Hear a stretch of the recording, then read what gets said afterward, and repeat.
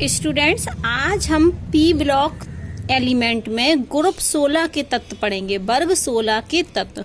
तो ग्रुप 16 में जो तत्व होते हैं उन तत्वों को हम कैल्कोजन नाम से भी जानते हैं।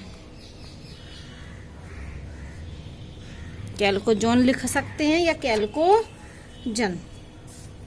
ठीक है, तो इन तत्वों को ग्रुप 16 के तत्वों को हम कैल्कोजोन तत्व या कैल्कोजन तत्व के नाम से भी जानते हैं। ग्रुप 16 में कौन कौन से तत्व होते हैं? ऑक्सीजन, सल्फर, सिलीनियम, टेलुरियम और पोलोनियम। ये oxygen, sulphur, selenium, tellurium, polonium ये ग्रुप 16 के तत्व हैं। जबकि इसके पहले आप पढ़ चुके हो ग्रुप 15 के तत्व। किसके तत्व? ग्रुप 15 के तत्व। ये लिखवाए थे मैंने। नाइट्रोजन, फास्फोरस, आर्सेनिक, एंटीमनी और बिस्मथ। ये किसके तत्व थे? ग्रुप 15 के। अब हम पढ़ रहे हैं ग्रुप 16 के तत्व। तो जो ऑक्सीजन होता है इसका परमाणु क्रमांक कितना होता है? 8। सल्फर का परमाणु क्रमांक 16, सेलेनियम का परमाणु क्रमांक 24, टेलुरियम का परमाणु क्रमांक 52 और पोलोनियम का परमाणु क्रमांक 84। तो इसको याद करने की एक ट्रिक है, मैजिक नंबर। कौन सी number? Magic number. Magic number आप जानते हैं? मैजिक नंबर एक ट्रिक बता रहा है मैं इसको याद करने की। मैजिक नंबर कौन कौन से होते हैं? 8, 18, 18 और 32। तो ये ट्रिक है परमाणु क्रमांक याद करने की ट्रिक कि देखिए आप इसमें यदि हम 8 जोड़ दें तो 16 बन गया। और देखो 8 जोड़ा, अब 16 में यदि क्या जोड़ दें? 18 तो 34 बन गया। फिर 18 लिखा है तो 34 में हम फिर क्या जोड़ दें? फिर 18 तो कितना बन गया?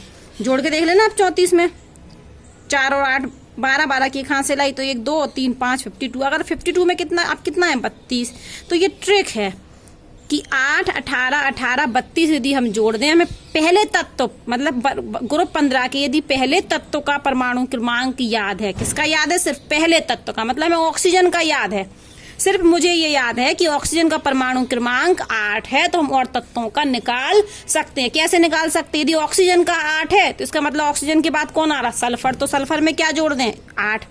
और उसके बाद सेलेनियम का निकालना तो हम क्या जोड़ दें? 18। और टेलुरियम का निकालना तो फिर 18 जोड़ दें, है ना। और फिर पोलोनियम का निकालना तो 32 जोड़ दें। तो इस तरीके से हम परमाणु, ये मैजिक नंबर किसको याद करने का ट्रिक है? परमाणु क्रमांक याद करने की ट्रिक है।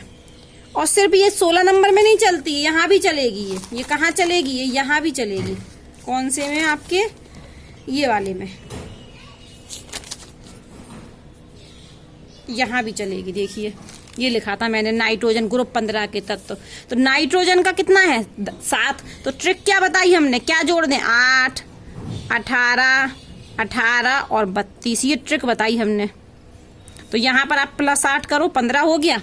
15 में क्या +18 जोड़ दें तो कितना होगा? 33। 33 में हम फिर 18 जोड़ दें तो 51। और इसमें कितना जोड़ दें? 32। तो 83। देखो ये यहाँ भी ये ट्रिक 8, 18, 18, 32 यहाँ भी क्या हो रही है? अप्लाई हो रही है।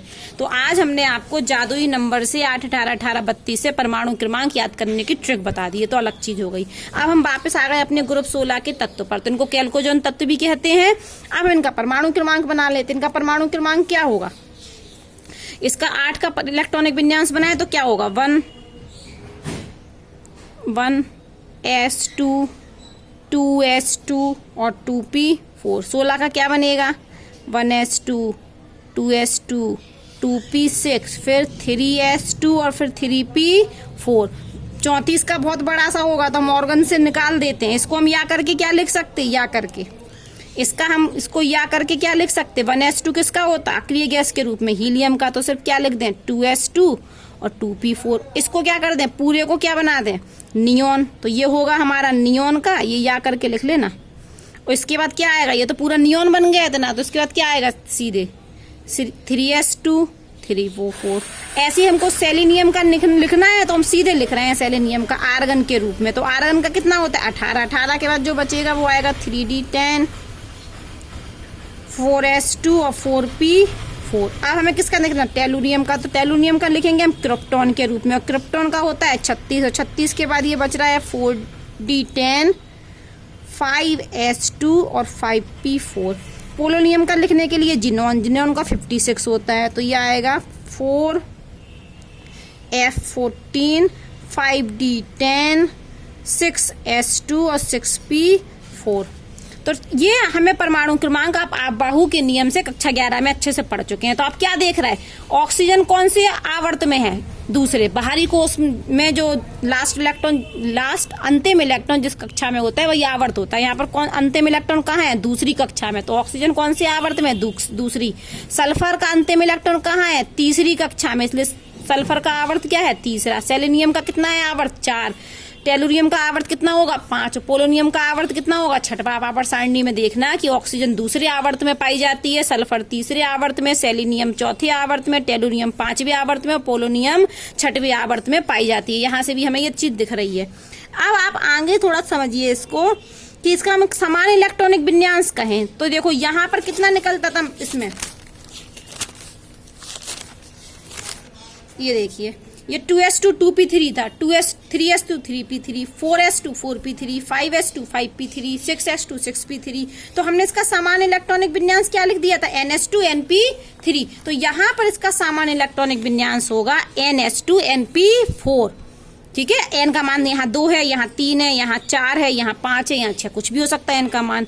तो इसका जो सामान्य इलेक्ट्रॉनिक विन्यास है वो ns2 np4 होता है। जबकि 15 ग्रुप के तत्वों का क्या होता था, ns2 np3, 15 ग्रुप के तत्वों का समान इलेक्ट्रॉनिक विन्यास। ठीक है, अब हम आते हैं आकार पर। तो आप जानते हो कि जब हम वर्ग में, किसमें, वर्ग में ऊपर से कहाँ आए, नीचे, तो आकार क्या होता है, बढ़ता है। आकार क्या होता है, बढ़ता है। और आवर्त में यदि हम लेफ्ट से क्या चलें, राइट, इस तरफ डायरेक्शन में, तो आवर्त आकार क्या होता है, घटता है। ये बात आपको पता है। अब हम आ गए इलेक्ट्रोनेगेटिविटी पर। तो इलेक्ट्रोनेगेटिविटी क्या होती है, ऊपर से नीचे आने पर, वर्ग में ऊपर से नीचे आने पर घटती है। क्या होती है, घटती है। जबकि आवर्त में लेफ्ट टू राइट जाने पर बढ़ती है। ये सामान्य बातें हो रही हैं, ये तो आवर्त सारणी की। आयनन ऊर्जा देख लीजिए, आयनन ऊर्जा का जो मान है वो भी वर्ग में ऊपर से नीचे आने पर आयनन ऊर्जा का मान घटता है। और आवर्त में लेफ्ट टू राइट जाने पर आयनन ऊर्जा का मान बढ़ता है। इतनी बात समझ में आई आपको? ये साधारण बातें बता रहे थे, हम पहले भी पढ़ा चुके हैं। अब आप थोड़ा समझिए कि जो ग्रुप 15 के तत्व होते हैं उनका इलेक्ट्रॉनिक कॉन्फ़िगरेशन क्या होता है, इलेक्ट्रॉनिक विन्यास अभी बताया हमने। क्या होता है, ns2 और np3 होता है, ns2 np3। तो इनके p ऑर्बिटल में कितने इलेक्ट्रॉन होते हैं, 1 2 3। तो ये कैसा माना जाता है, इसको हाफ फिल्ड बोलते हैं। क्या बोलते हैं इसको, हाफ फिल्ड ऑर्बिटल है ये हमारा। और ग्रुप 16 के तत्वों का इलेक्ट्रॉनिक विन्यास ये क्या होता, ns2 और np4। मतलब p ऑर्बिटल में कितने इलेक्ट्रॉन, 1 2 3 और 4। तो ये तो हाफ फिल्ड नहीं है। जो हाफ फिल्ड ऑर्बिटल होता है वो कैसी ऑर्बिटल होती है, ये स्टेबल होती है। ये कैसी होती है, स्टेबल। और ये कैसी होती है, अनस्टेबल। ये ज्यादा स्थायी होती है। तो यहाँ से इलेक्ट्रॉन निकालना ज्यादा कठिन है इस ऑर्बिटल से, क्योंकि ये ऑर्बिटल कैसी है, हाफ फिल्ड। और हाफ फिल्ड कैसा होता है, स्टेबल। तो यहाँ आयनन ऊर्जा क्या होता है, किसी गैसीय विलगित परमाणु में से एक इलेक्ट्रॉन निकालने के लिए जितनी ऊर्जा की आवश्यकता होती है उस ऊर्जा को हम आयनन ऊर्जा या आयनन विभव के नाम से जानते हैं। तो यहाँ से हमें एक इलेक्ट्रॉन निकालना है तो जितनी ऊर्जा की आवश्यकता होगी वो आयनन ऊर्जा होगी। तो यहाँ से इलेक्ट्रॉन निकालना कठिन है। क्यों, क्योंकि ये हाफ फिल्ड है। और हाफ फिल्ड कैसा होता है, स्थायी होता है। इसलिए यहाँ पर हमें ज्यादा ऊर्जा देनी पड़ेगी। जबकि ये इलेक्ट्रॉन निकालना इसकी अपेक्षा आसान है, क्योंकि ये अनस्टेबल है। आराम से यहाँ पर ज्यादा ऊर्जा नहीं चाहिए पड़ेगी। तो एक नियम निकल के आया कि ग्रुप 16 की EI का मतलब आयनन ऊर्जा कम होती है किससे, ग्रुप 15 की तत्वों की EI से।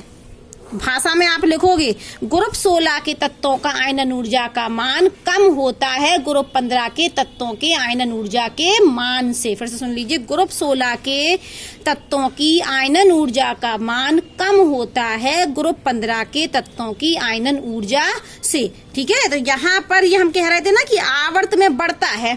तो आवर्त में क्या आएगा, पहले 13 वर्ग है, फिर 14 वर्ग है पी ब्लॉक में, फिर 15 है, फिर 16 है, फिर 17 है, फिर 18 है। और हम तो कह रहे हैं कि ये क्रम क्या होता है, आयनन ऊर्जा का मान बढ़ता है। हमने यही तो बोला कि आवर्त में आयनन ऊर्जा का मान बढ़ता है।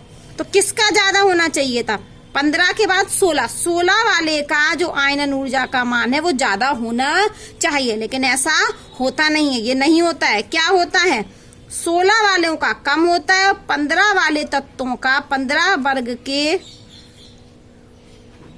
तत्वों का EI ज्यादा होता है। बात समझ में आया। हमने कहा कि आवर्त में आयनन ऊर्जा का मान बढ़ता है। तो पी ब्लॉक में 13 आवर्त है, फिर 14 है, फिर 15 है, फिर 16 है, फिर 17 है, फिर 18 है।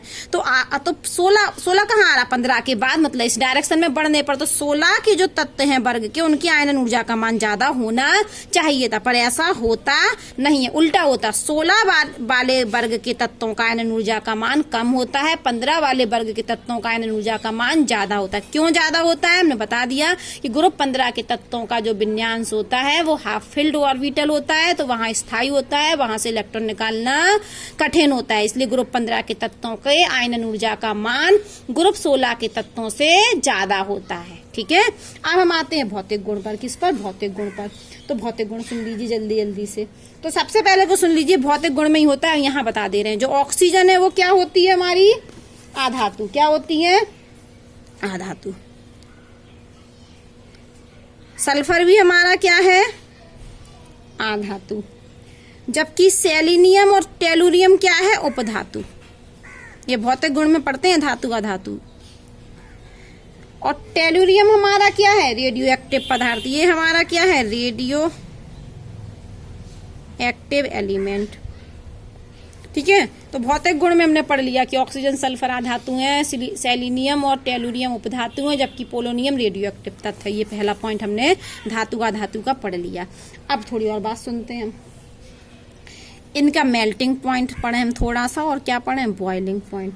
तो जो मेल्टिंग पॉइंट होता है वो भी वर्ग में, किसमें, क्योंकि बेटा ये वर्ग है ना, इसलिए वर्ग में पढ़ रहा है हम सब बातें अधिकतर। ये तो आवर्त मैंने संग में लिख दिया पी ब्लॉक का, लेकिन हमें पढ़ना क्या था, वर्ग में ही। वैसे ये तो मैंने साथ में लिख भी दिया, वर्ग है ना ये तो बेटा, एक तो वर्ग में ही पढ़ रहा है हम, जो चीज मेन पढ़ रहा है ये चीज है, देखो ये।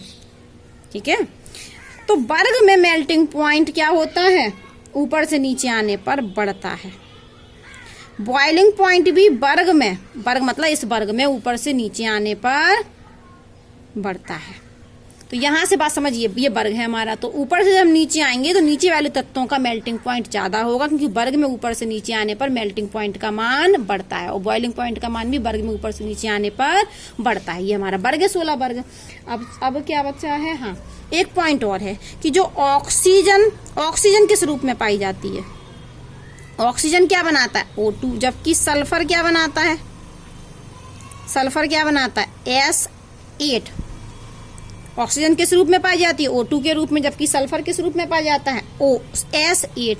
तो इस ऑक्सीजन और सल्फर का जो बॉइलिंग पॉइंट होता है उसमें बहुत ज्यादा अंतर होता है। सल्फर के यहाँ पॉइंट आया इस वजह से कि O2 बनाता है, ये S8 बनाता है, इसलिए ऑक्सीजन और सल्फर के बॉइलिंग पॉइंट में बहुत अंतर होता है। कुछ क्या समझ में आया कि सल्फर और जो ऑक्सीजन है इनके बॉइलिंग पॉइंट में बहुत अंतर होता है। कारण क्या है, क्योंकि ऑक्सीजन O2 बनाती है कि सल्फर S8 के रूप में पाई जाती है। तो इसको हमें, जब हम इसको तोड़ेंगे तो हम ये 8 अणु, जो 8 तत्व जुड़े हैं ना, तो यहाँ पर हमें बहुत ज्यादा ऊर्जा देनी पड़ेगी। इस वजह से सल्फर का बॉइलिंग पॉइंट बहुत ज्यादा होता है, और यहाँ पर दो ही तत्व जुड़े हैं। ठीक है, तो ऑक्सीजन और सल्फर में जो क्वथनांक होता है इनमें बहुत ज्यादा अंतर होता है, क्योंकि वो डाई एटॉमिक अणु बनाती है, जबकि ये क्या बना रही है, 8 तत्वों को मिलकर बना रही है। और ये तत्व जो होते हैं अपर रूपता प्रदर्शित करते हैं। ये क्या करते हैं, अपर रूपता प्रदर्शित करते हैं। ये अपर रूपता प्रदर्शित करते हैं। तो आज हमने पढ़ लिया ग्रुप 16 के तत्व, जिनको हम कैल्कोजन भी कहते हैं, और इनका सामान्य इलेक्ट्रॉनिक विन्यास क्या होता है, NH2 और आकार ऊपर से वर्ग में ऊपर से नीचे आने पर इनका बढ़ता है, क्योंकि नई कक्षा बनती जाती है। और इलेक्ट्रोनेगेटिविटी ऊपर से नीचे आने पर बढ़ती है, आयरन ऊर्जा का मान नहीं, इलेक्ट्रोनेगेटिविटी ऊपर से नीचे आने पर घटती है, आयरन ऊर्जा का मान भी ऊपर से नीचे आने पर घटता है। बॉइलिंग पॉइंट का मान ऊपर से नीचे आने पर बढ़ता है, मेल्टिंग पॉइंट का मान ऊपर से नीचे आने पर बढ़ता है। फिर हमने एक बात और सीखी थी कि जब हमने इलेक्ट्रोनेगेटिविटी अपनी आयरन ऊर्जा पढ़ाया तो हमने बताया था कि आवर्त में बढ़ता है, मतलब इस ऑक्सीजन के बाद जब हम नाइट्रोजन परिवार पर जाएं या कहीं भी जाएं तो पी ब्लॉक में होते हैं